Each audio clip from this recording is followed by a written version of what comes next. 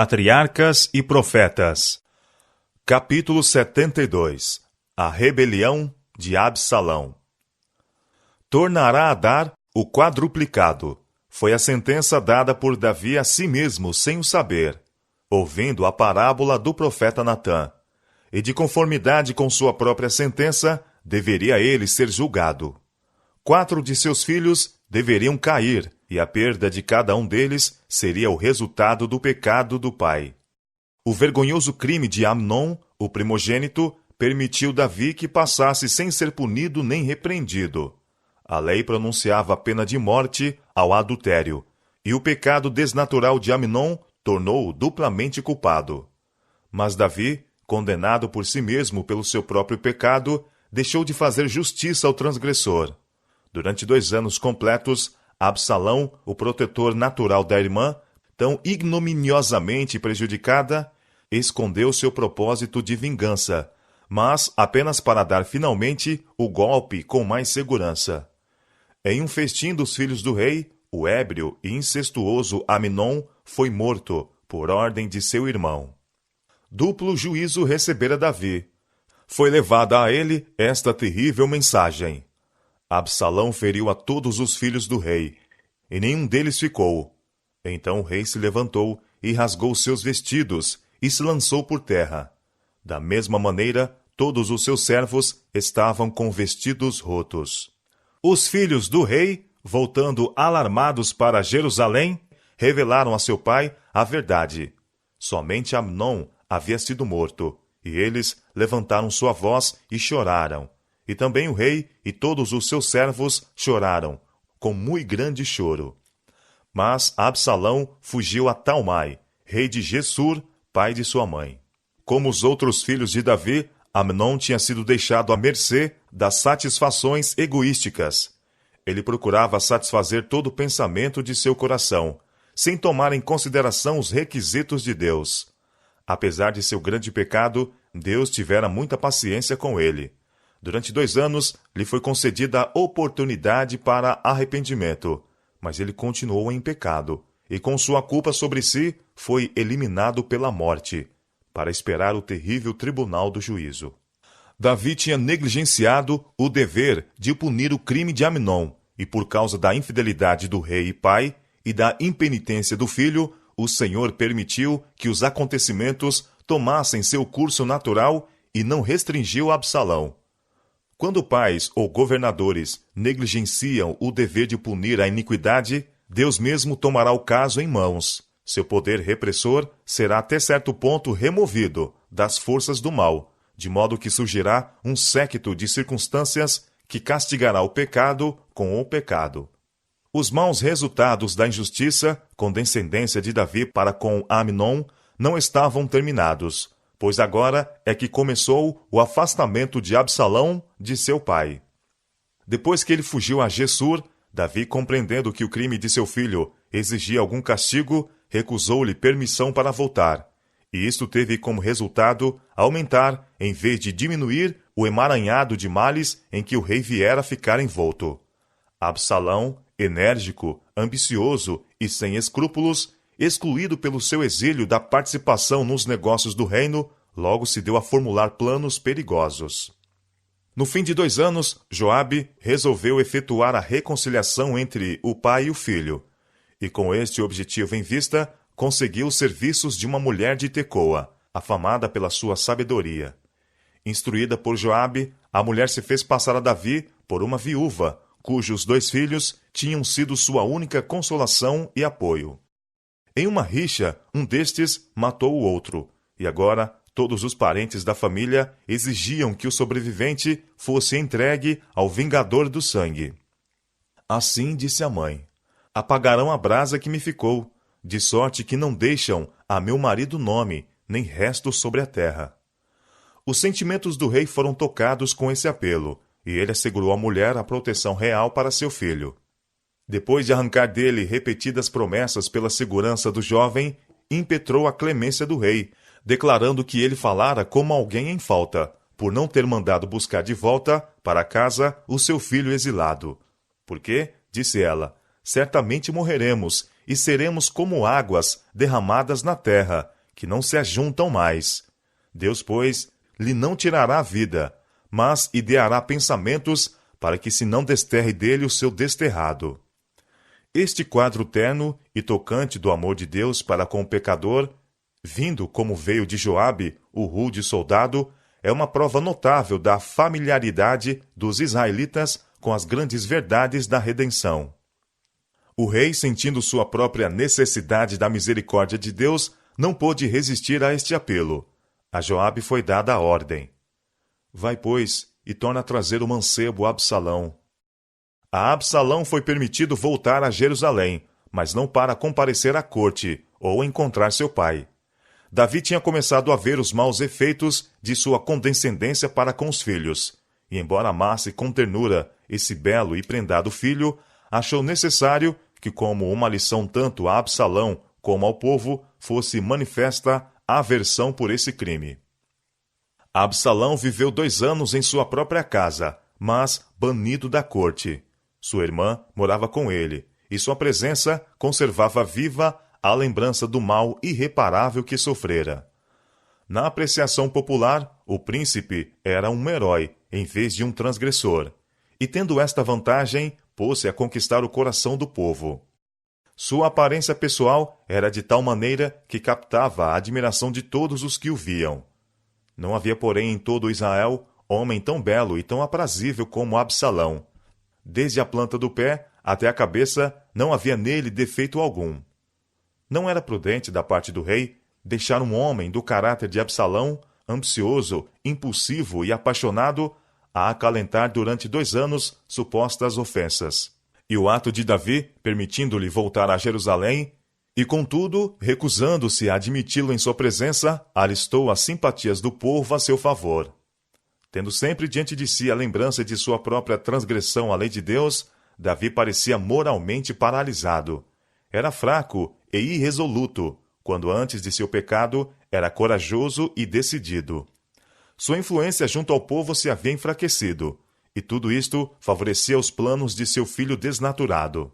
Mediante a influência de Joabe, Absalão foi de novo admitido à presença de seu pai.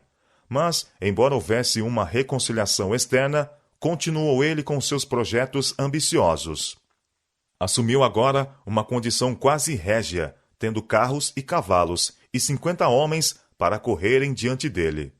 E enquanto o rei mais e mais se inclinava a desejar o retiro e a solidão, Absalão cortejava assiduamente o favor popular. A influência da indiferença e irresolução de Davi estendeu-se a seus subordinados. A negligência e a demora caracterizavam a administração da justiça. Absalão ardilosamente mudava cada causa de descontentamento em proveito próprio. Dia após dia, este homem, de semblante nobre, podia ser visto à porta da cidade, onde uma multidão de suplicantes esperava a fim de apresentar suas queixas e receber justiça. Absalão misturava-se com eles e escutava seus agravos, exprimindo simpatia pelos seus sofrimentos e pesar pela ineficiência do governo. Tendo assim ouvido a história de um homem de Israel, o príncipe replicava: os teus negócios são bons e retos, porém não tens quem te ouça da parte do rei. E acrescentava: que me dera ser juiz na terra, para que viesse a mim todo homem que tivesse demanda ou questão, para que lhe fizesse justiça. Sucedia também que quando alguém se achegava a ele, para se inclinar diante dele, ele estendia a sua mão e pegava dele e o beijava. Fomentado pelas artificiosas insinuações do príncipe, o descontentamento com o governo estava se espalhando rapidamente. O elogio a Absalão estava nos lábios de todos. Era geralmente considerado como herdeiro do reino. O povo olhava para ele com orgulho, como sendo digno desse elevado cargo, e acendeu-se o desejo de que ele ocupasse o trono. Assim furtava Absalão o coração dos homens de Israel. No entanto, o rei, cego pelo afeto para com seu filho, de nada suspeitava. A condição principesca que Absalão havia assumido era considerada por Davi como tendo em vista honrar a sua corte, ou seja, como uma expressão de alegria pela reconciliação. Estando preparada a mente do povo para o que havia de seguir-se, Absalão secretamente enviou homens, escolhidos por todas as tribos, a fim de combinar as necessárias providências para uma revolta. E agora, o manto da devoção religiosa foi tomado para esconder seus intuitos traidores. Um voto feito muito tempo antes, quando ele estava num desterro, devia ser cumprido em Hebrom. Absalão disse ao rei: Deixa-me ir pagar em Hebrom o meu voto que voltei ao Senhor, porque morando eu em Jesur, em Síria, voltou o teu servo um voto, dizendo: Se o Senhor outra vez me fizer tornar a Jerusalém, servirei ao Senhor.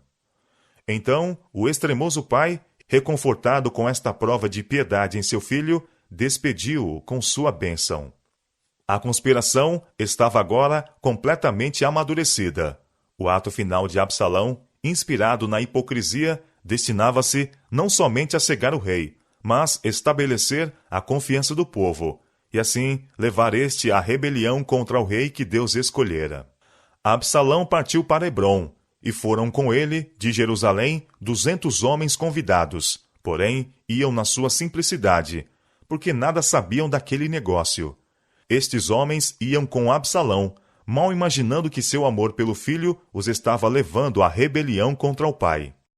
Chegando em Hebrom, Absalão imediatamente chamou Aitofel, um dos principais conselheiros de Davi, homem de grande fama por sua sabedoria, cuja opinião se julgava ser tão segura e prudente como a de um oráculo.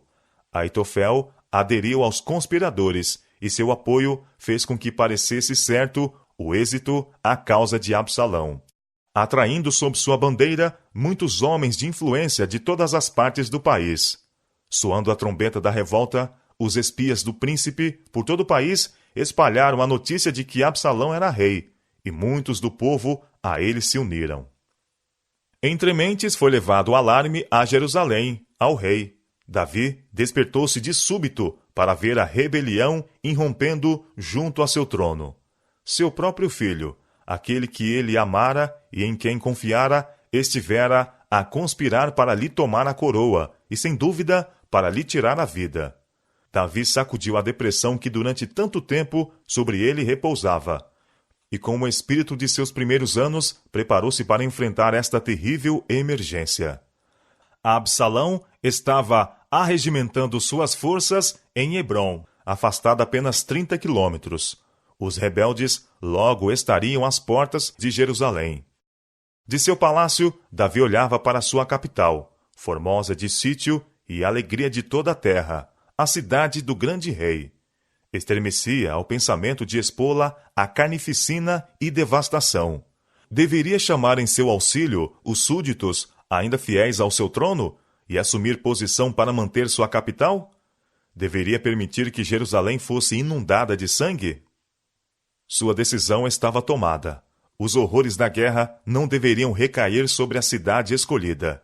Ele sairia de Jerusalém, e então provaria a fidelidade de seu povo, dando-lhes oportunidade para se arregimentar em seu apoio. Nesta grande crise, era seu dever a Deus e a seu povo manter a autoridade de que o céu o investira. O desenlace do conflito ele confiaria a Deus. Com humildade e tristeza, Davi saiu pela porta de Jerusalém, repelido de seu trono, de seu palácio, da arca de Deus, pela insurreição de seu querido filho. O povo acompanhou-o em um séquito longo e triste, semelhante a um cortejo fúnebre. A guarda pessoal de Davi, constituída pelos quereteus, peleteus e por 600 geteus de Gate, sob o comando de Itaí, acompanhou o rei.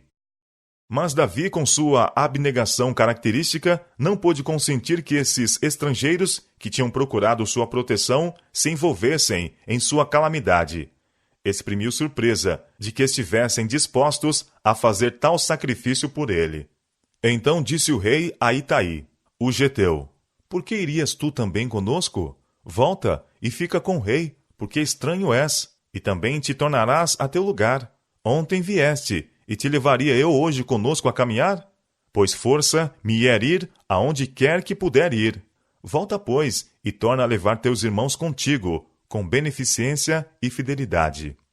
Itaí respondeu: Vive o Senhor, e vive o rei, meu senhor, que no lugar em que estiver o rei, meu senhor, seja para a morte, seja para a vida, aí certamente estará também o teu servidor.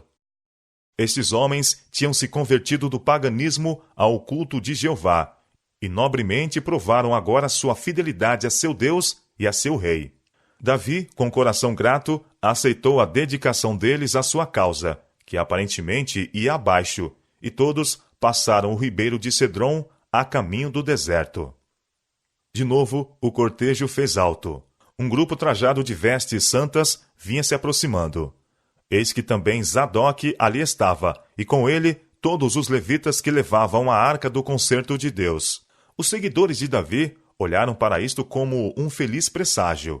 A presença daquele símbolo sagrado era para eles um penhor de seu livramento e vitória final.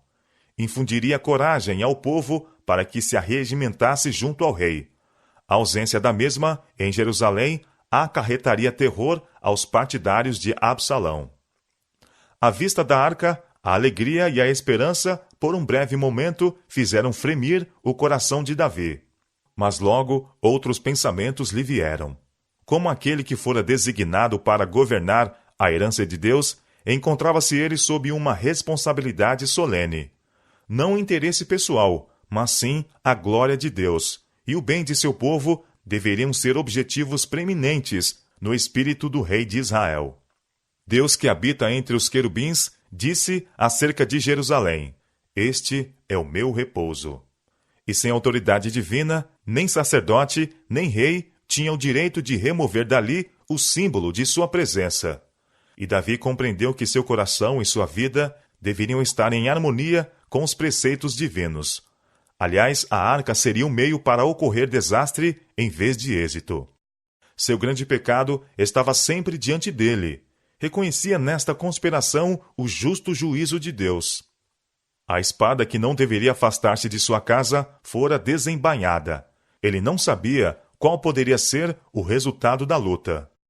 Não lhe competia remover da capital da nação os estatutos sagrados, que incorporavam a vontade de seu divino soberano, os quais eram a constituição do reino e o fundamento de sua prosperidade. Ele ordenou a Zadok: torna a levar a arca de Deus à cidade, que se achar graça nos olhos do Senhor, ele me tornará a trazer para lá, e me deixará ver a ela e a sua habitação. Se, porém, disser assim: não tenho prazer em ti, eis-me aqui, faça de mim como parecer bem aos seus olhos. Davi acrescentou: não és tu, porventura, o vidente, homem designado por Deus para instruir o povo? Torna, pois, em paz para a cidade, e convosco também vossos 2 filhos, Ahimaás, teu filho, e Jonatas, filho de Abiatar. Olhai que me demorei nas campinas do deserto, até que tenha novas vossas. Na cidade, os sacerdotes poderiam prestar-lhe bom serviço, sabendo dos movimentos e intuitos dos rebeldes, e comunicando-os secretamente ao rei por seus filhos, Ahimaás e Jonatas. Voltando os sacerdotes a Jerusalém, uma sombra mais negra recaiu sobre a multidão que partia. Sendo seu rei fugitivo, sendo eles próprios rejeitados, abandonados mesmo pela arca de Deus, estava o futuro obscurecido de terror e maus prenúncios. E subiu Davi pela subida das oliveiras, subindo e chorando, e com a cabeça coberta, e caminhava com os pés descalços. E todo o povo que ia com ele cobria cada um a sua cabeça, e subiam chorando sem cessar. Então fizeram saber a Davi, dizendo: também Aitofel está entre os que se conjuraram com Absalão. Novamente foi Davi obrigado a reconhecer em suas calamidades os resultados de seu próprio pecado. A deserção de Aitofel, o mais hábil e astuto dos dirigentes políticos, foi motivada pela vingança à desonra que sobreveio à família em virtude do dano feito a Batseba, que era sua neta. Pelo que disse Davi: ó Senhor, transforma o conselho de Aitofel. Chegando ao cume do monte, o rei curvou-se em oração, lançando sobre Deus o fardo de sua alma e suplicando humildemente a misericórdia divina. Sua oração pareceu ser de pronto respondida. Husai, o arquiteto, conselheiro sábio e hábil, que se mostrara amigo fiel de Davi, veio então a ele com as vestes rotas e com terra sobre a cabeça, para lançar sua sorte com o rei, destronado e fugitivo. Davi viu, como por iluminação divina, que este homem, fiel e de coração veraz, era aquele de quem se necessitava para servir aos interesses do rei nos conselhos na capital. Ao pedido de Davi, Husai voltou a Jerusalém para oferecer seus serviços a Absalão e dissipar o astucioso conselho de Aitofel. Com este raio de luz nas trevas, o rei e seus seguidores prosseguiram em seu caminho descendo a encosta oriental do Monte das Oliveiras, através de uma região inculta, rochosa e desolada, por entre quebradas bravias e ao longo de caminhos pedregosos e íngremes em direção ao Jordão. E chegando o rei Davi a Baurim, eis que dali saiu um homem da linhagem da casa de Saul, cujo nome era Simei, filho de Gera. Saindo, ia amaldiçoando. E apedrejava com pedras a Davi, e a todos os servos do rei Davi, ainda que todo o povo e todos os valentes iam à sua direita e à sua esquerda. E amaldiçoando Simei, assim dizia: Sai, sai, homem de sangue, e homem de Belial. O Senhor te deu agora a paga de todo o sangue da casa de Saul, em cujo lugar tens reinado. Já deu o Senhor o reino na mão de Absalão, teu filho. Eis-te agora na tua desgraça, porque és um homem de sangue. Na prosperidade de Davi, Simei não mostrara, quer por palavra, quer por atos, que não era um súdito leal. Mas, na aflição do rei, este benjaminita revelou seu verdadeiro caráter. Honrara Davi em seu trono, mas amaldiçoara-o em sua humilhação. Vil e egoísta, olhava aos outros como sendo do mesmo caráter que ele, e, inspirado por Satanás, saciava seu ódio naquele a quem Deus castigara. O espírito que leva o homem a triunfar sobre alguém que está em aflição, a ultrajá-lo e angustiá-lo, é o espírito de Satanás. As acusações de Simei contra Davi eram inteiramente falsas, uma calúnia ignóbil e perversa. Davi não fora culpado de mal a Saul ou a sua casa. Quando Saul estava inteiramente em seu poder, e o poderia ter matado, simplesmente cortou a fímbria de sua veste e censurou a si próprio por mostrar mesmo este desrespeito pelo ungido do Senhor. Do respeito sagrado de Davi pela vida humana, prova notável fora dada, mesmo quando ele próprio era acossado como animal feroz. Um dia, quando se achava escondido na caverna de Adulão, volvendo-se seus pensamentos à imperturbável liberdade de sua vida de rapaz, exclamou o fugitivo: Quem me dera beber da água da cisterna de Belém, que está junto à porta? 2 Samuel, capítulo 23, versos 13 a 17. Belém estava naquele tempo nas mãos dos filisteus, mas 3 homens valorosos do grupo de Davi romperam através da guarda e trouxeram da água de Belém a seu senhor. Davi não a pôde beber. Guarda-me, ó Senhor, exclamou ele. De que tal não faça? Beberia eu o sangue dos homens que foram a risco de sua vida? E ele reverentemente derramou a água como oferta a Deus. Davi tinha sido um homem de guerra, e grande parte de sua vida fora despendida entre cenas de violência. Mas, de todos que passaram por essa prova, não muitos, em verdade, foram tão pouco afetados pela sua influência insensibilizadora e desmoralizadora como foi Davi. Abissai, sobrinho de Davi, um dos mais valentes de seus capitães, não pôde escutar com paciência as palavras insultantes de Simei. Por que amaldiçoaria este cão morto ao rei meu senhor? Exclamou ele. Deixa-me passar e lhe tirarei a cabeça. Mas o rei proibiu-lhe. Eis que, meu filho, disse ele, procura a minha morte. Quanto mais ainda este benjamita? Deixa-o, que amaldiçoe, porque o Senhor lhe disse. Porventura, o Senhor olhará para a minha miséria, e o Senhor me pagará com bem a sua maldição deste dia. A consciência estava a proferir verdades amargas e humilhantes a Davi. Enquanto seus súditos fiéis se admiravam com sua súbita mudança de sorte, não era isto mistério para o rei. Ele muitas vezes tivera pressentimentos de uma hora como aquela. Admirava-se de que Deus tivesse tanto tempo suportado seus pecados e retardado o castigo merecido. E agora, em sua fuga precipitada e triste, com os pés descalços, com as vestes reais mudadas em saco, com as lamentações dos que o acompanhavam a despertar os ecos das colinas, pensava ele em sua amada capital, o lugar que fora o cenário de seu pecado, e lembrando-se da bondade e longanimidade de Deus, não estava inteiramente sem esperança. Sentia que o Senhor ainda o trataria com misericórdia. Muito malfeitor tem desculpado o seu pecado, apontando para a queda de Davi. Mas quão poucos há que manifestam o arrependimento e humildade de Davi? Quão poucos suportam a provação e o castigo com paciência e coragem que ele manifestou? Confessara seu pecado e durante anos procurara cumprir seu dever como fiel servo de Deus. Trabalhara para o erguimento de seu reinado, e sob seu governo, este atingiria a uma força e prosperidade jamais alcançada antes. Reunira grandes suprimentos de materiais para a edificação da casa de Deus. E agora deveria todo o trabalho de sua vida ser dissipado? Deveriam os resultados de anos de uma labuta consagrada, de trabalho criativo, dedicação, aptidão de estadista, passar para as mãos de seu filho descuidado e traidor, que não tinha consideração pela honra de Deus, nem pela prosperidade de Israel? Quão natural teria parecido murmurar Davi contra Deus nesta aflição. Mas ele viu a causa de sua inquietação em seu próprio pecado. Das palavras do profeta Miqueias, transpira o espírito que animava o coração de Davi. Se morar nas trevas, o Senhor será a minha luz. Sofrerei a ira do Senhor, porque pequei contra ele, até que julgue a minha causa e execute o meu direito.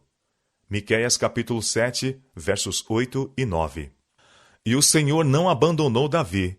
Este capítulo de sua experiência, em que sob o mais cruel dano e insulto, ele se mostrara humilde, abnegado, generoso e submisso, é um dos mais nobres em toda a sua experiência. Nunca foi o governador de Israel, com mais verdade, grande à vista do céu, do que nesta hora de sua mais profunda humilhação exterior. Tivesse Deus permitido que Davi continuasse em pecado, sem ser exprobrado, e permanecesse em paz e prosperidade em seu trono, enquanto transgredia os preceitos divinos, e os céticos e incrédulos poderiam ter tido alguma desculpa para citar a história de Davi como um vitupério à religião da Bíblia. Mas, na experiência por que ele fez Davi passar, o Senhor mostra que não pode tolerar nem desculpar o pecado. E a história de Davi nos habilita a ver também o grande objetivo que Deus tem em vista com seu trato com o pecado. Habilita-nos a divisar, mesmo através dos mais tenebrosos juízos, a realização de seus intuitos de misericórdia e beneficência. Ele fez Davi passar pela vara, mas não o destruiu. A fornalha é para purificar, mas não para consumir, diz o Senhor. Se profanarem os meus preceitos e não guardarem os meus mandamentos, então visitarei com vara a sua transgressão e a sua iniquidade com açoites. Mas não retirarei totalmente dele a minha benignidade, nem faltarei a minha fidelidade. Salmo, capítulo 89, versos 31 a 33. Logo depois que Davi saiu de Jerusalém, Absalão e seu exército entraram e, sem qualquer luta, tomaram posse da fortaleza de Israel. Husai achou-se entre os primeiros a saudar o monarca recém-coroado, e o príncipe ficou surpreso e satisfeito com a aquisição do velho amigo e conselheiro de seu pai. Absalão estava confiante no êxito. Até ali, seus planos tinham sido bem-sucedidos, e ansioso por fortalecer o trono e conseguir a confiança da nação, recebeu com alegria a Husai em sua corte. Absalão estava agora cercado de uma grande força, mas esta era pela maior parte constituída de homens inexperientes na guerra. Ainda não tinham sido levados em conflito. Aitofel bem sabia que a situação de Davi estava longe de ser desesperadora. Uma grande parte da nação ainda estava fiel a ele. Estava rodeado de guerreiros experimentados, que eram fiéis ao seu rei, e seu exército era comandado por generais hábeis e experientes.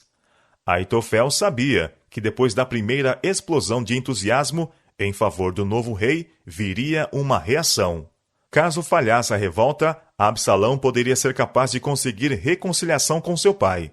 Então, Aitofel, como seu principal conselheiro, seria tido na conta do mais culpado pela rebelião.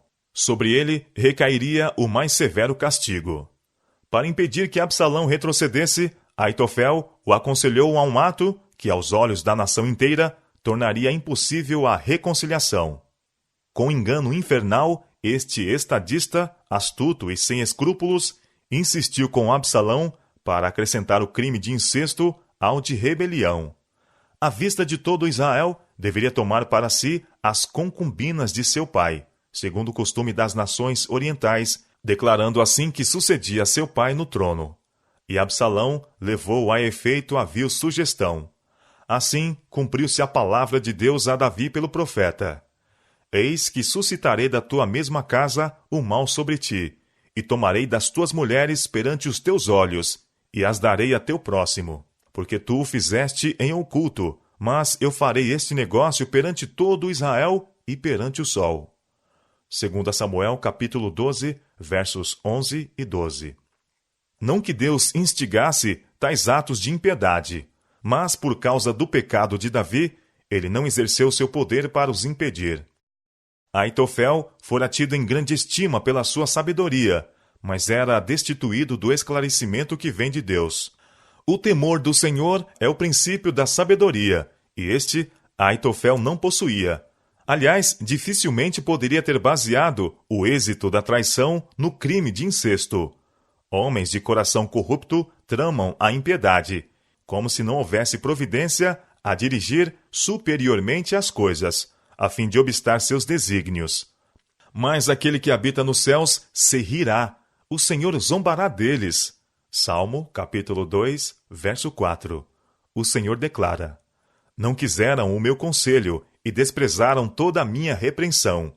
Portanto, comerão do fruto do seu caminho e fartar-se-ão dos seus próprios conselhos, porque o desvio dos simples os matará, e a prosperidade dos loucos o destruirá. Provérbios, capítulo 1, versos 30 a 32. Tendo tido êxito na trama destinada a conseguir sua segurança, Aitofel insistiu com Absalão sobre a necessidade de ação imediata contra Davi. Deixa-me escolher 12.000 homens, disse ele, e me levantarei e seguirei após Davi esta noite. E irei sobre ele, pois está cansado e fraco das mãos, e o espantarei, e fugirá todo o povo que está com ele. Então ferirei o rei só, e farei tornar a ti todo o povo. Este plano foi aprovado pelos conselheiros do rei. Caso houvesse sido seguido, certamente Davi teria sido morto, a menos que o Senhor interviesse diretamente para o salvar. Uma sabedoria mais elevada, porém, do que a do afamado Aitofel, estava a dirigir os acontecimentos. O Senhor o ordenara, para aniquilar o bom conselho de Aitofel, para que o Senhor trouxesse o mal sobre Absalão. Husai não fora chamado ao conselho, e não se intrometeria sem que isto lhe fosse pedido, receoso de vir sobre a si a suspeita de ser espião. Mas, depois que se dispersou a assembleia, Absalão, que tinha grande consideração pelo juízo do conselheiro de seu pai, submeteu à sua apreciação o plano de Aitofel. Husai viu que, se o plano proposto fosse conseguido, Davi estaria perdido. E disse: O conselho que Aitofel esta vez aconselhou não é bom. Disse mais Husai: Bem conheces a teu pai, e a seus homens, que são valorosos e que estão com o espírito amargurado, como a ursa no campo, roubada dos cachorros. Também teu pai é homem de guerra, e não passará a noite com o povo. Eis que agora está escondido em alguma cova, ou em qualquer outro lugar.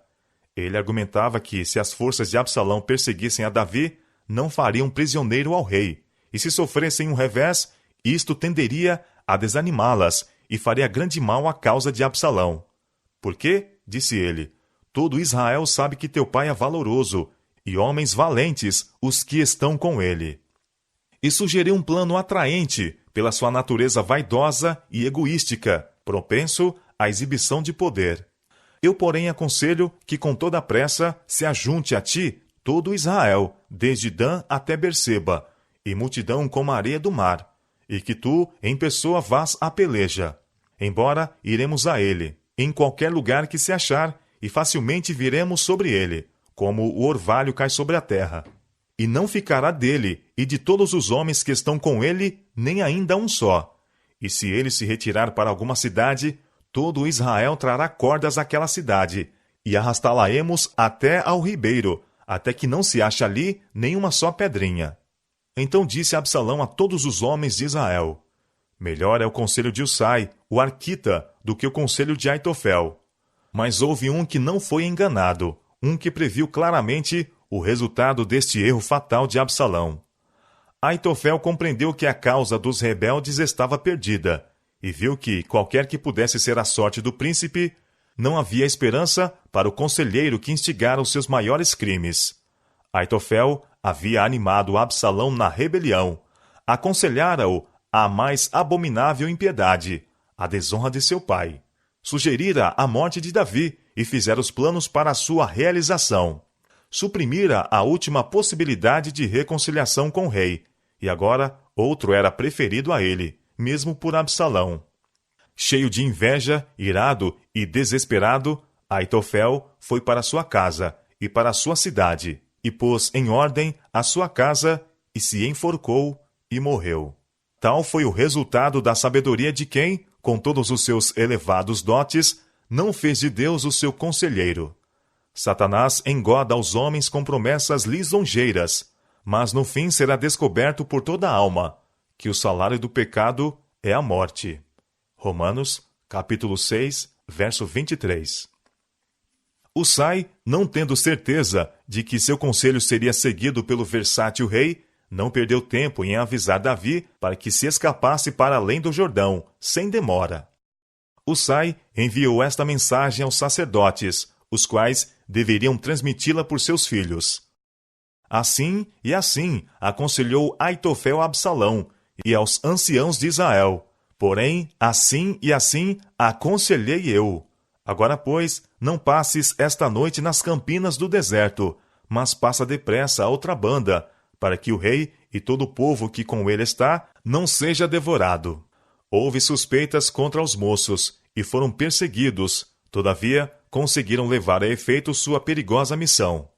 Davi, fatigado pelas labutas e mágoas, depois daquele primeiro dia de fuga, recebeu a mensagem de que deveria atravessar o Jordão naquela noite, pois que seu filho procurava a sua vida. Quais seriam os sentimentos daquele pai e rei, tão cruelmente ultrajado neste perigo terrível? Como homem valoroso, homem de guerra e rei, cuja palavra era lei, traído por seu filho, a quem amara, com quem fora condescendente e em quem imprudentemente confiara, ofendido e abandonado pelos súditos que a ele estavam ligados pelos mais fortes laços de honra e lealdade. Com que palavras derramou Davi os sentimentos de sua alma? Na hora de sua mais negra prova, o coração de Davi estava firme em Deus, e ele cantou: Senhor, como se têm multiplicado os meus adversários! São muitos os que se levantam contra mim. Muitos dizem na minha alma: não há salvação para ele em Deus. Mas tu, Senhor, és um escudo para mim, a minha glória e o que exalta a minha cabeça. Com a minha voz clamei ao Senhor, e ele ouviu-me desde o seu santo monte. Eu me deitei e dormi. Acordei, porque o Senhor me sustentou. Não terei medo de 10 milhares de pessoas que se puseram contra mim ao meu redor. A salvação vem do Senhor. Sobre o teu povo seja a tua bênção. Salmo, capítulo 3, versos 1 a 8. Davi e todo o seu grupo, guerreiros e estadistas, velhos e jovens, mulheres e crianças, nas trevas da noite, atravessaram o rio profundo e correntoso. Pela luz da manhã, nem ainda faltava um só que não passasse o Jordão. Davi e suas forças recuaram em Manaim, que tinha sido a sede real de Isbosete. Esta era uma cidade poderosamente fortificada, rodeada de uma região montanhosa favorável à retirada em caso de guerra. O território era bem provido, e o povo era amigo da causa de Davi. Ali, muitos partidários se uniram a ele, enquanto abastados chefes de tribos vizinhas traziam abundantes presentes de provisões e outros suprimentos necessários. O conselho de Husai conseguira seu objetivo, obtendo para Davi oportunidade para escapar. Mas o príncipe, precipitado e impetuoso, não pôde por muito tempo ser restringido, e logo se pôs em perseguição de seu pai. E Absalão passou o Jordão, e ele e todo o homem de Israel com ele. Absalão constituiu comandante-geral de suas forças a Amasa, filho de Abigail, irmã de Davi. Seu exército era grande, mas indisciplinado e mal preparado para competir com os soldados experimentados de seu pai. Davi dividiu suas forças em 3 batalhões sob o comando de Joabe, Abissai e Itaí, o geteu. Tinha sido seu propósito conduzir ele mesmo seu exército ao campo, mas contra isto, os oficiais do exército, os conselheiros e o povo veemente protestaram. Não sairás, disseram, porque se formos obrigados a fugir, não porão o coração em nós, e ainda que metade de nós morra, não porão o coração em nós, porque ainda, tais como nós somos, ajuntará 10.000. Melhor será, pois, que da cidade nos sirvas de socorro. Então Davi lhes disse: O que bem parecer aos vossos olhos, farei. 2 Samuel, capítulo 18, versos 3 e 4. Dos muros da cidade, as longas fileiras do exército rebelde estavam bem à vista. O usurpador era acompanhado de uma hoste vasta, em comparação com a qual a força de Davi não parecia senão um punhado. Mas, olhando o rei para as forças oponentes, o pensamento máximo em seu espírito não era a coroa e o reino, nem sua própria vida, que dependia da ação da batalha. O coração do pai estava cheio de amor e compaixão para com seu filho rebelde. Saindo em fileiras o exército pelas portas da cidade, Davi animou seus fiéis soldados, mandando-lhes que saíssem confiantes em que o Deus de Israel lhes daria a vitória. Mas mesmo agora ele não pôde reprimir seu amor para com Absalão. Quando Joabe, o vencedor em 100 campos de batalha, conduzindo a primeira coluna, passou pelo seu rei, curvou a altiva cabeça para ouvir a última mensagem do monarca, que dizia, com voz trêmula: Brandamente tratai, por amor de mim, ao mancebo, a Absalão. E Abissai e Itaí receberam a mesma incumbência. Brandamente tratai, por amor de mim, ao mancebo, a Absalão. Mas a solicitude do rei, parecendo declarar que Absalão era mais caro do que o seu reino, e mais caro mesmo do que os súditos fiéis ao seu trono, apenas aumentou a indignação dos soldados contra o filho desnaturado.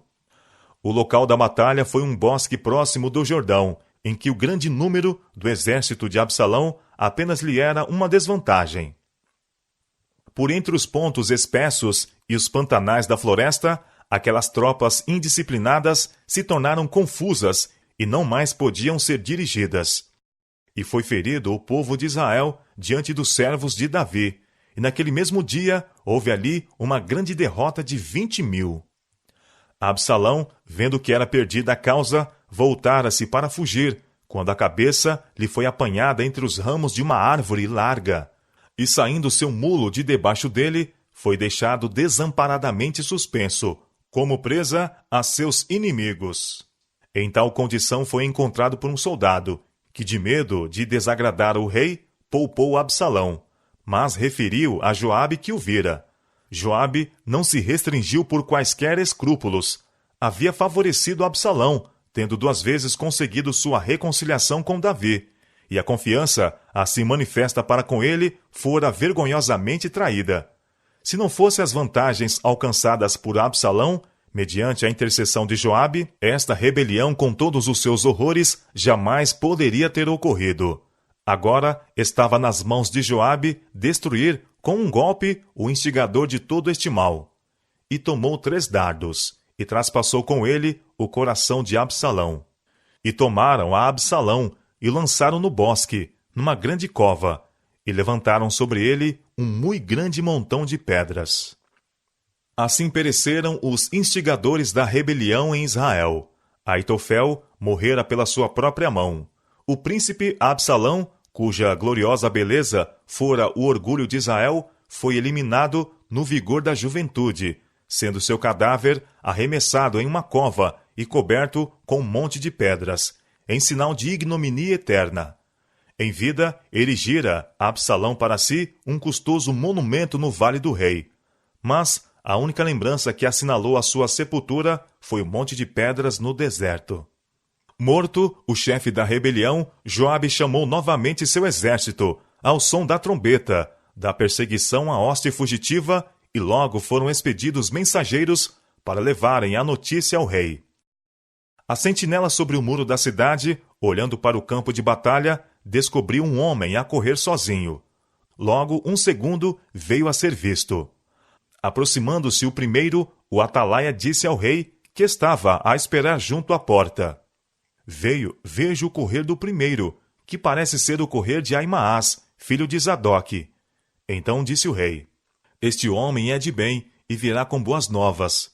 Gritou, pois, Aimaás, e disse ao rei: Paz! Inclinou-se ao rei com o rosto em terra, e disse: Bendito seja o Senhor, que entregou os homens que levantaram a mão contra o rei meu senhor. A ansiosa pergunta do rei: Vai bem com o mancebo, com Absalão? Aimaás deu uma resposta evasiva. O segundo mensageiro chegou clamando: Anunciar-se ao rei meu senhor, que hoje o Senhor te vingou da mão de todos os que se levantaram contra ti. Novamente veio dos lábios do pai a pergunta que o absorvia: Vai bem com o mancebo, com Absalão? Sem poder esconder a triste notícia, o arauto respondeu: Sejam como aquele mancebo os inimigos do rei, e todos os que se levantam contra ti para mal. Era bastante. Davi não fez mais perguntas, mas com a cabeça baixa subiu à sala que estava por cima da porta, e chorou, e andando dizia assim: Meu filho Absalão, meu filho Absalão, que me dera que eu morrera por ti, Absalão, meu filho, meu filho. O exército vitorioso, voltando do campo de batalha, aproximou-se da cidade, despertando suas aclamações de triunfo, ecos nas colinas.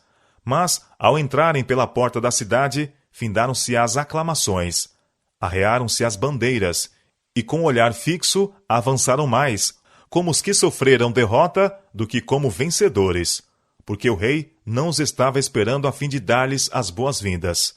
Mas do quarto, em cima da porta, ouvia-se o clamor de seu pranto. Meu filho Absalão, meu filho, quem me dera que eu morrera por ti, Absalão.